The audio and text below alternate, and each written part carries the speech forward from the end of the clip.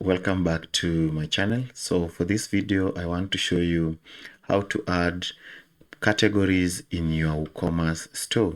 So to do that, just switch to ensure you've logged into the WooCommerce, and WooCommerce is found in WordPress. So you'll see this menu item called products.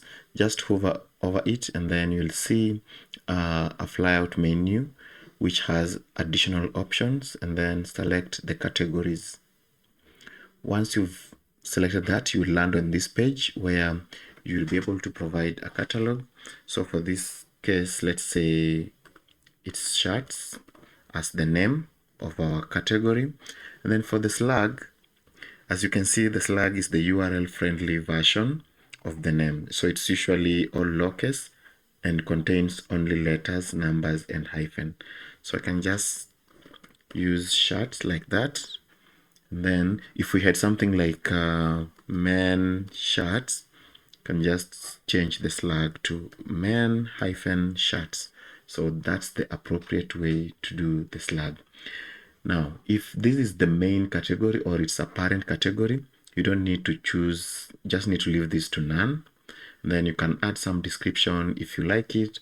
And then for the default, for the display type, you can choose any here. But by default, just leave it like that. If you want to add an image, you can definitely do that. But for my case, I don't want, so I'll leave it. Okay. Then click add new category. And as you can see, we've added it right here. So if you want to edit it again, just click the edit button and you'll be able to edit all these. Okay, let's just say this is a test. So click update and you are good to go.